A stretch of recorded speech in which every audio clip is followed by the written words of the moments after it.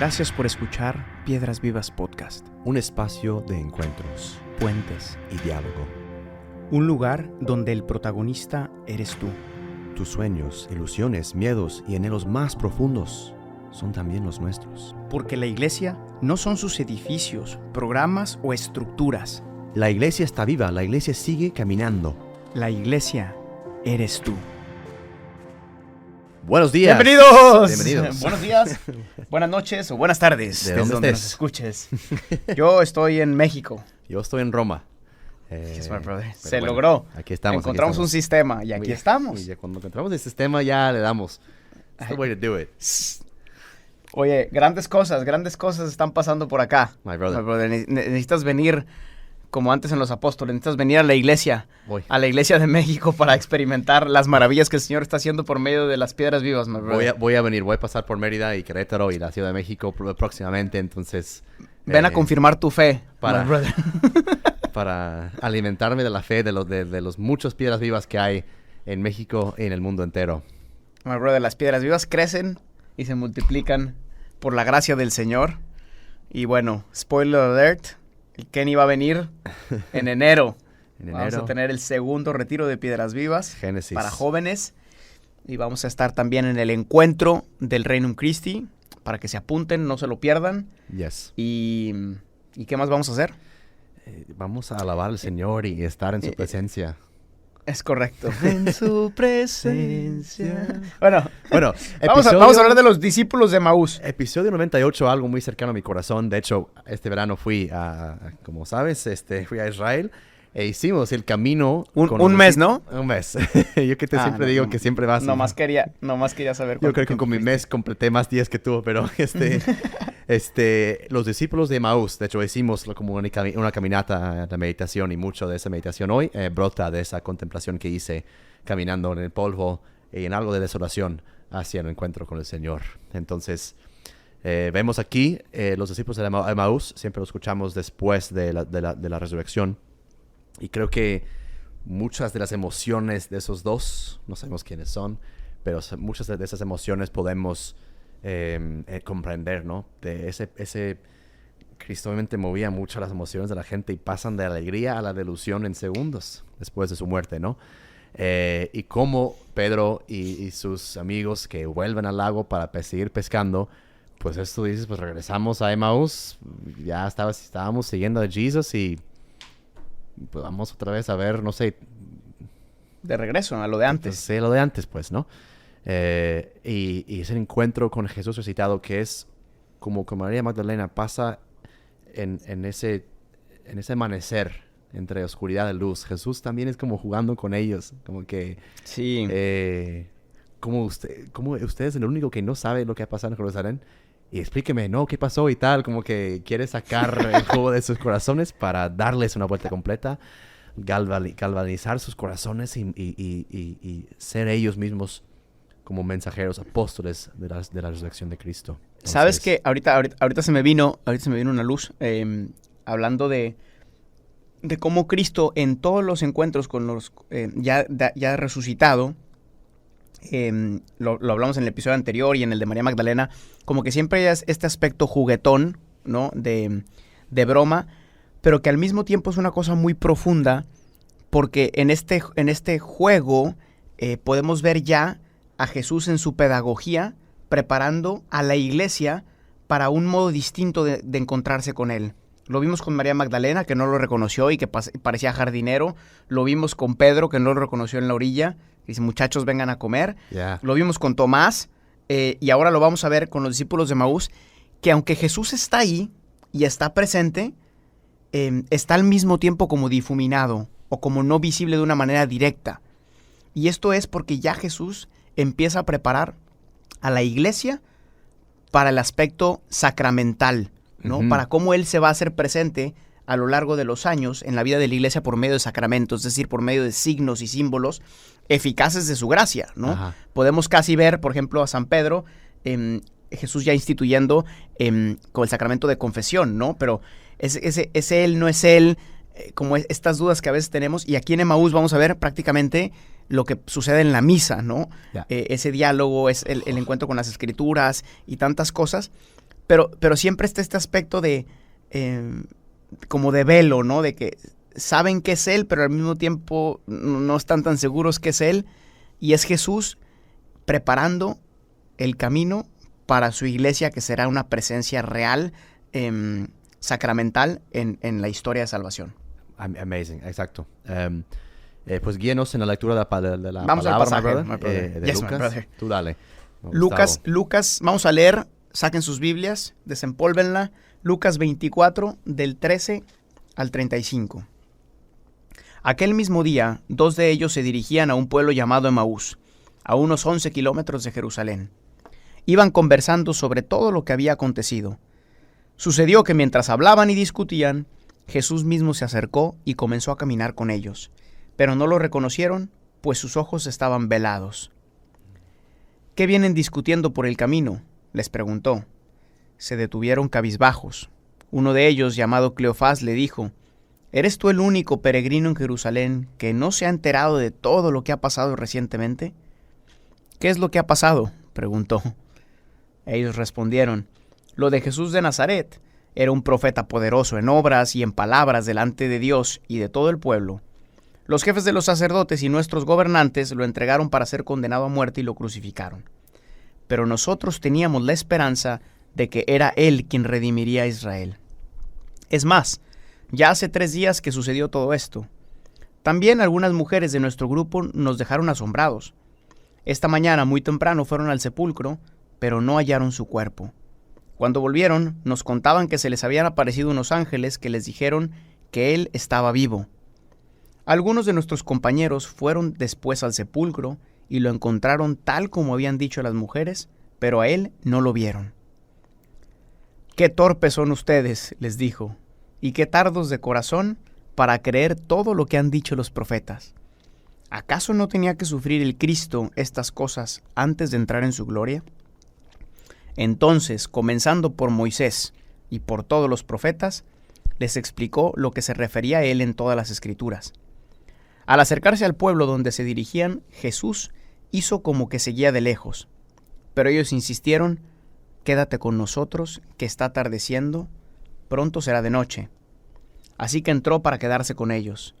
Luego, estando con ellos a la mesa, tomó pan, lo bendijo, lo partió y se los dio. Entonces se les abrieron los ojos y lo reconocieron, pero Él desapareció.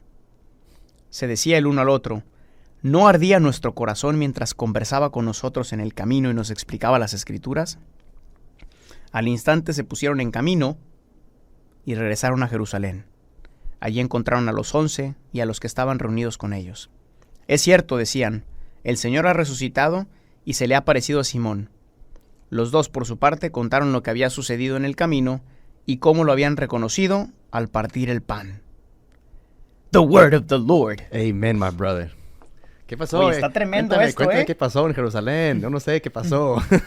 El Jesús. A ver, cuenta el chismesuco. ¿Qué pasó? A Jesús le gustaba que el chismesuco lo sacara a la gente. Ya después explicaba. La jiribilla. Explíqueme, jóvenes. Oye, ¿qué pasó? Y adivina qué hizo Jesús. Lo mismo que nosotros en el podcast, my brother. Exacto. Empezó con Moisés, con Abraham, con Moisés, con Elías. De hecho, esto es el segundo punto. Vamos a explicar esto en profundidad. El Tanaj. Vamos a explicar esto muy bien. El Tanaj. My brother va a explicar. Pues vamos a empezar este episodio. Cristo les alcanzó en el camino. Siempre en el camino, my brother. En camino, my brother. La iglesia sinodal. Pero yo creo que también Cristo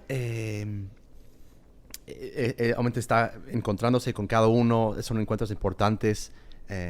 Y obviamente cada uno está caminando hacia obviamente ese encuentro con Cristo.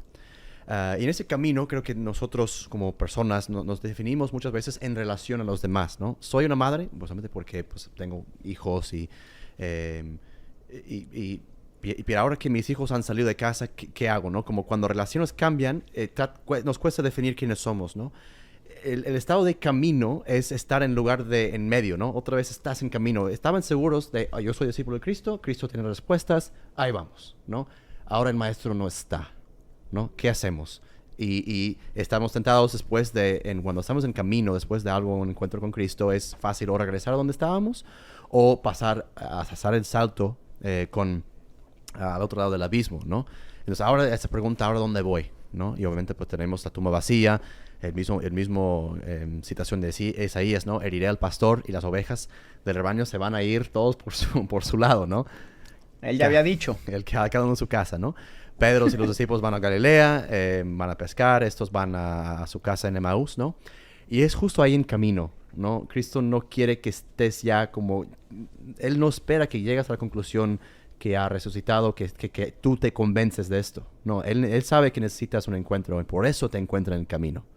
No espera que llegues perfecto a la iglesia, que llegas como ya con todas las conclusiones de fe ya hechas. No, él sabe que no entendemos esas cosas. Entonces nos busca en el camino, ¿no? Es difícil estar en medio, es difícil no tener lugares fijos, es difícil no estar como en el barco seguro donde todos están de acuerdo contigo, ¿no? Volver a nacer, volver a cuestionar todo lo que tú pensabas que era seguro, ¿no? Justo creo que vemos que Cristo los alcanza ahí. En el segundo lugar... Siempre. Go ahead. No, simplemente iba a decir eso, ¿no? Que siempre... ya hemos hablado, obviamente, del camino por todos lados. Por eso es la historia. De tu historia. Pero el camino, porque toda nuestra vida, como hemos dicho, es un proyecto a realizarse, ¿no? Toda nuestra vida es un camino de perfección, es un camino donde Dios desde dentro va transformándonos y queremos constantemente encontrar la seguridad en las cosas estáticas, en un lugar, en un templo, en un maestro.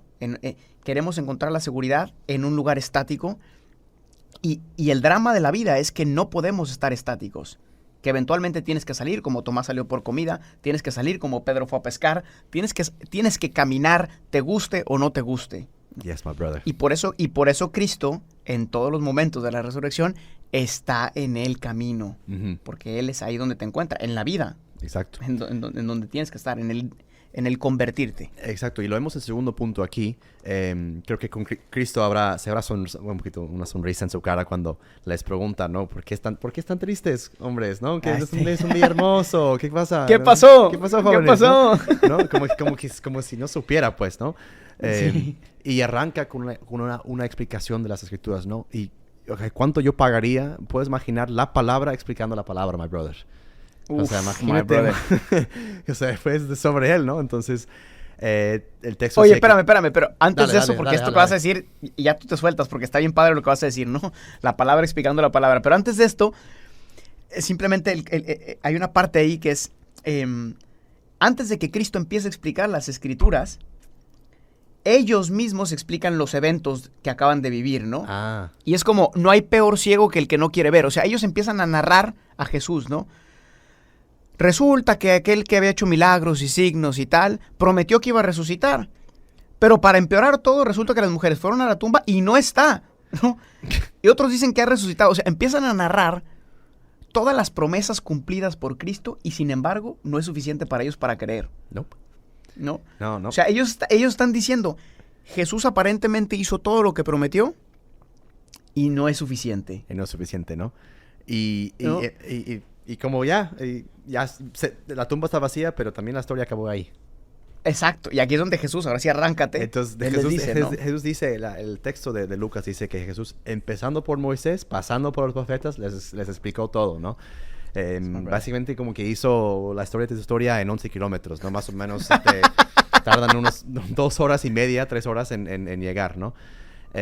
Aquí, obviamente, de hecho no hemos explicado esa división del libro, no vamos a ser muy largo, pero los libros refieren los judíos refieren a su texto de la Biblia, no como la Biblia, sino a Tanaj, ¿no? Que es un acrónimo para explicar el Torah, los 5 libros, todo lo que en Génesis, Éxodo, todo el Pentateuco, ¿no? Levítico, Números, Deuteronomio, eso, sí, Pentateuco. Sí, luego tenemos el Tanaj, el N, Nevim, que son los profetas, Nevi es un profeta en singular, el Ketuvim, que es las escrituras sapiensales, ¿no? Todo lo que los 43 libros más o menos, creo, del Antiguo Testamento, ¿no?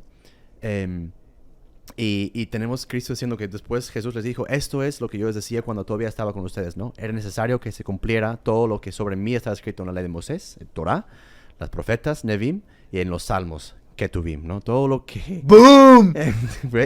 O sea, ustedes que son expertos en todo esto no han entendido lo que venía. Te lo dejé tan claro, porque eso también sonrío mientras explico todo esto. Entonces, solamente tenemos el Torah. Sería demasiado entrar en cada detalle, pero cada uno de ustedes pueden como que recordar todo lo que hemos explicado del Torah, todo lo que es el Génesis, la creación, Abraham, Moisés, luego los profetas y todo lo que pasa en los profetas con el rey David, Salomón, Saúl, Elías, Eliseo, todos los grandes detalles. Esos mensajeros preparando el camino delante de mí, yo los vengo a salvar.